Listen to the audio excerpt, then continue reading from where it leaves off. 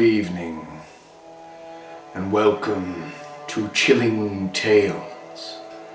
Tonight, we read from the passages of Heinrich Kramer, the hideous and grotesque inquisitor who wrote the chapters on witchcraft and wizardry. Let us begin.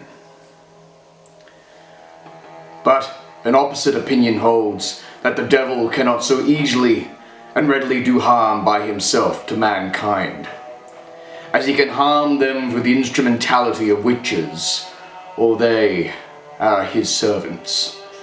In the first place, we may consider the act of generation, but for every act which has some effect upon the other, some kind of contact must be established, and because the devil, who is a spirit, can have no such actual contact with the human body, since there is nothing common of this kind between them. Therefore he uses some human instruments, and upon these he bestows the power of hurting by bodily touch.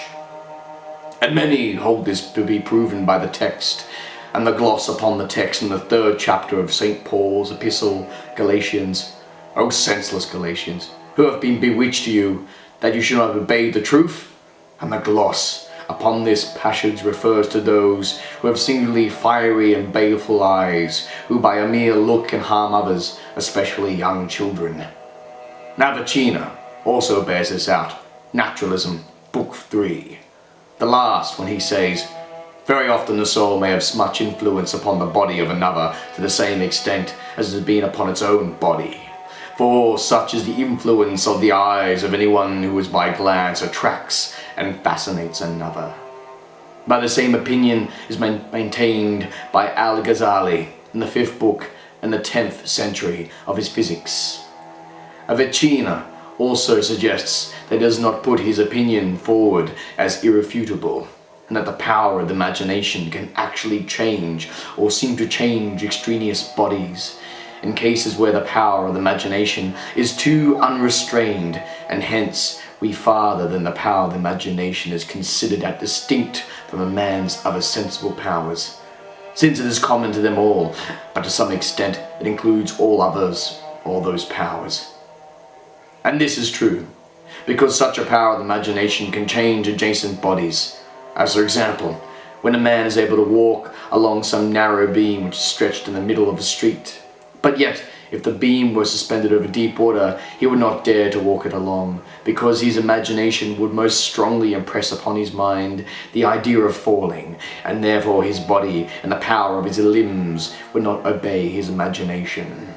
And they would not obey the contrary thereto, that is to say, walking directly without hesitation. The change may be compared to the influencing exercises by the eyes of a person with such influence and so mentally change is brought, for although there is not an actual and possibly body change. Moreover, it can be argued that such a change is caused by a living body owing to the influence of the mind upon other living bodies. The answer may be given. In the presence of a murderer, blood flows from the wounds in the corpse of the person he had slain. Therefore, without any mental powers, bodies can produce wonderful effects. And so a living man, if passed by near the corpse of a murdered man, although he not be aware of the dead body, is often seized with fear. Again, there are some things in nature which have certain hidden powers, the reason for which man does not know. For example, a lodestone which attracts steel, and many other such things. And so women, in order to bring about changes in the body of others, sometimes make use of certain things which exceed our knowledge, but this is without any aid from the devil. And because these remedies are mysterious, we must therefore ascribe to them the power of the devil, as we should ascribe evil spells wrought by witches.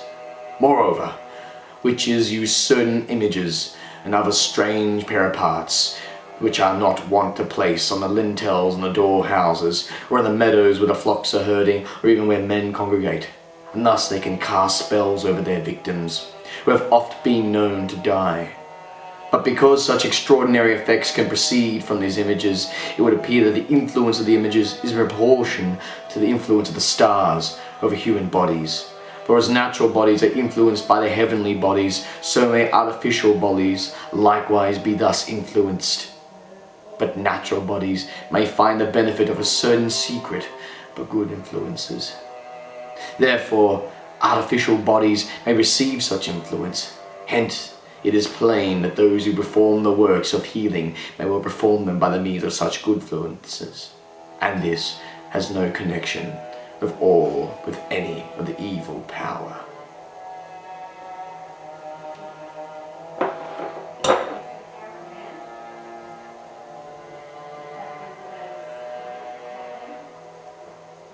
Satan walks amongst the bodies and the heavenly destroyed.